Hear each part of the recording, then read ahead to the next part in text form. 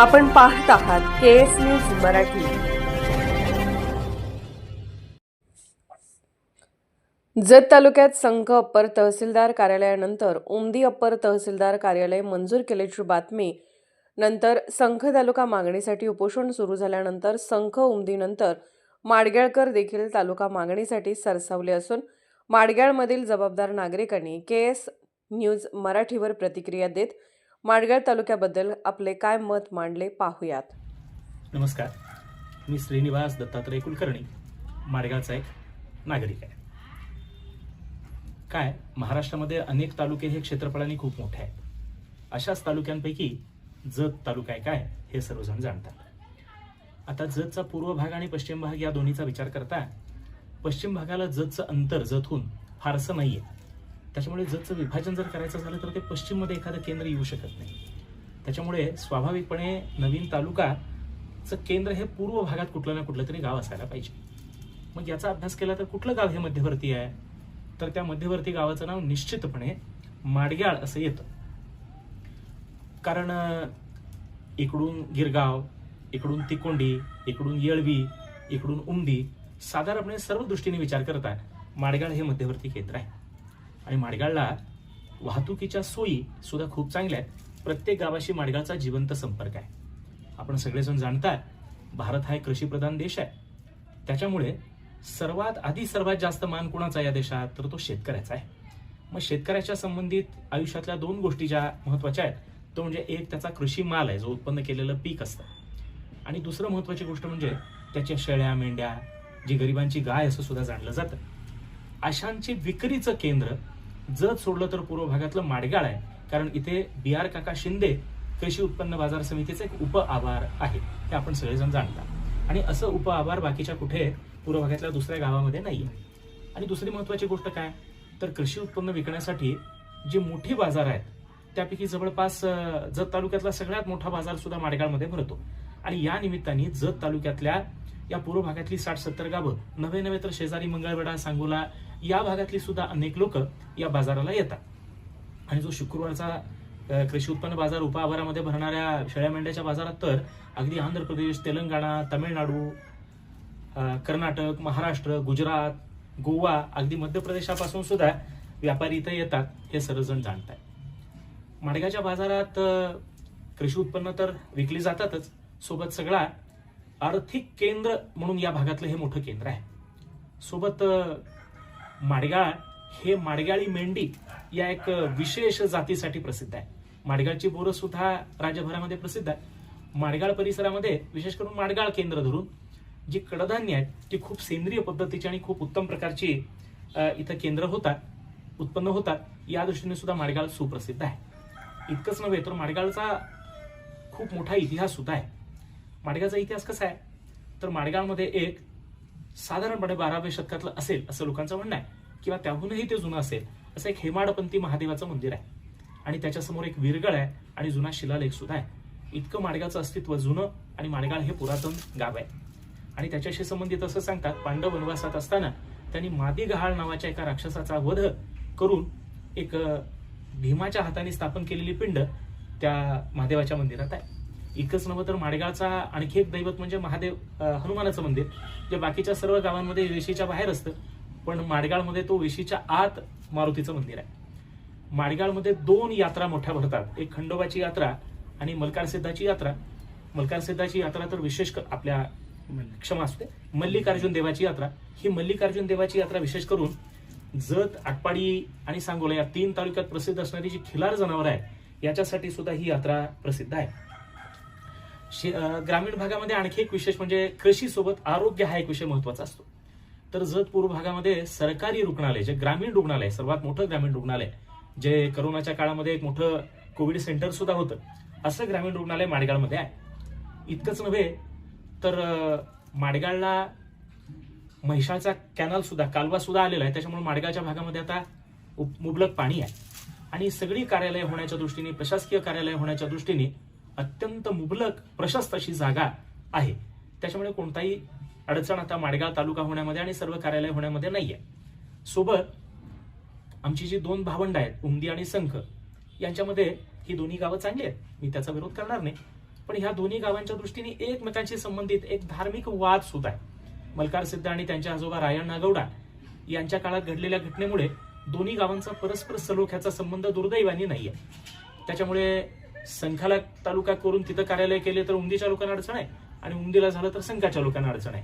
त्याच्यामुळे त्या दोन आमच्या मोठ्या भावंडांना सुद्धा सामावून घेऊन तेही आम्हाला लहान भावांसारखं प्रेम सहजपणे माडगावमध्ये जर तालुका करून कार्यालय झाली तर तेही करून घेऊ शकतील.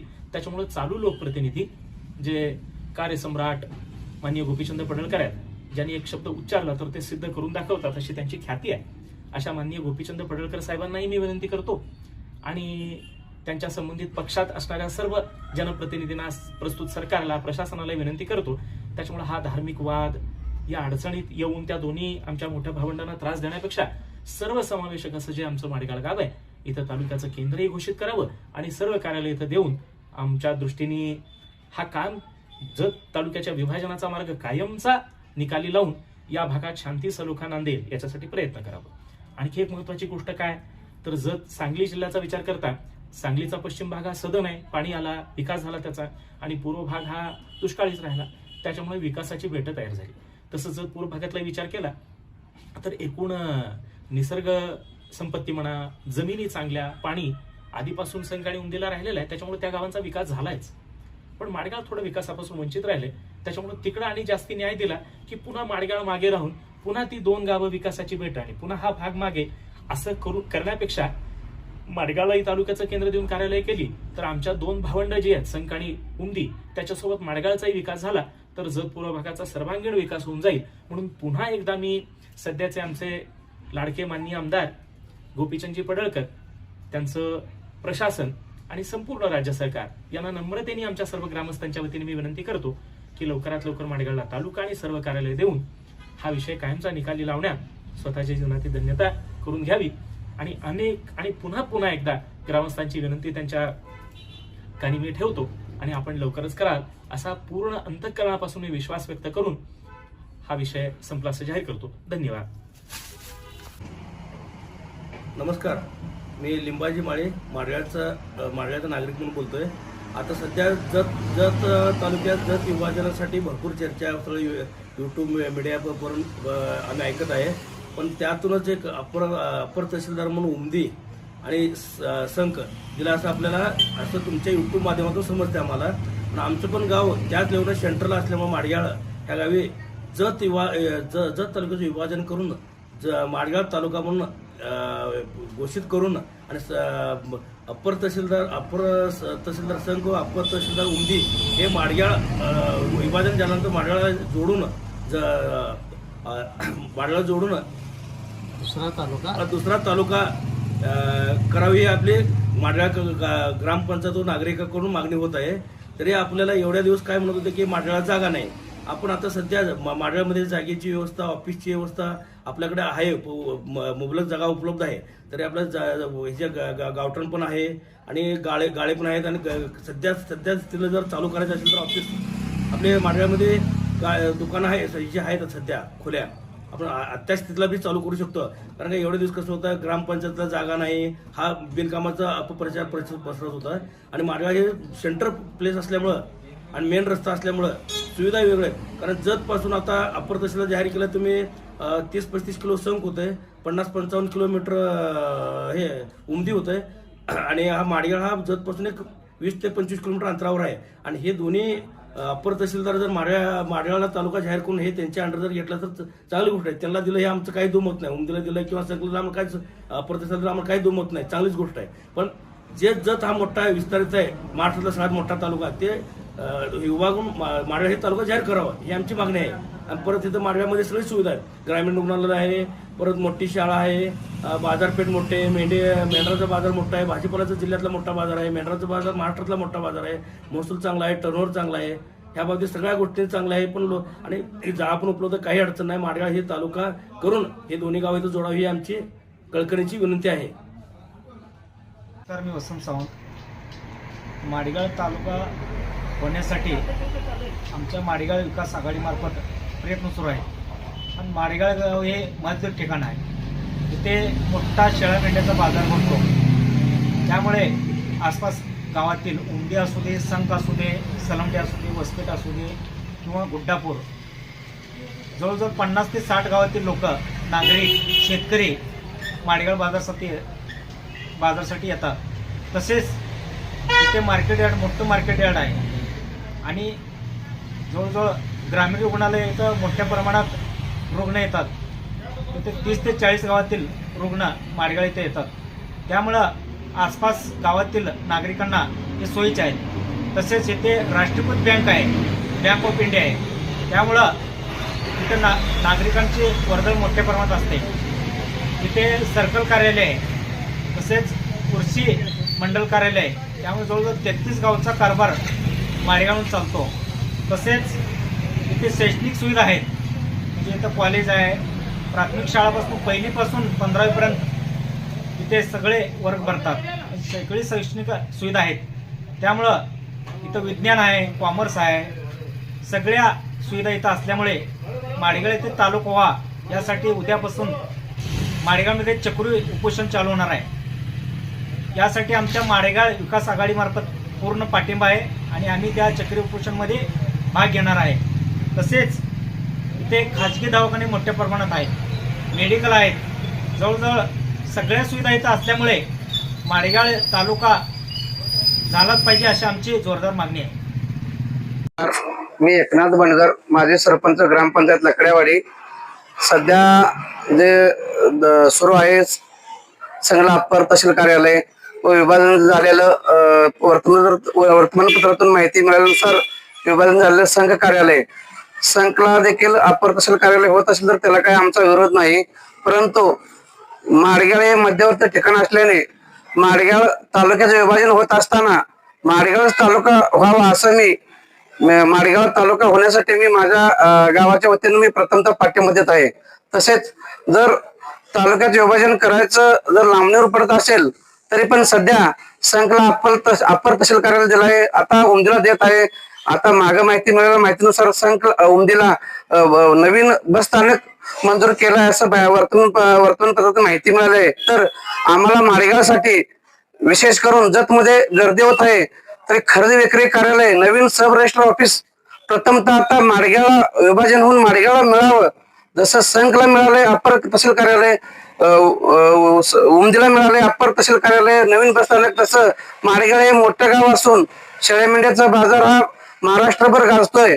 तसं संघचा विचार केलाय, जसा उमदीचा विचार केलाय तसा आमच्या माडगाळचा देखील नवीन सब रजिस्टर कार्यालय देऊन तरी सुरुवात करावी आणि माडगाळ तालुका व्हावा ही मी प्रशासनाकडे व तालुका प्रतिनिधीकडे मी विनंती करत आहे. नमस्कार, मी रंजना विजयकुमार हाके. मी या गावची रहिवासी आहे. जत तालुक्याच्या विभाजनाचा प्रश्न सध्या चालू आहे. जत तालुका हा विस्ताराने खूप मोठा आहे.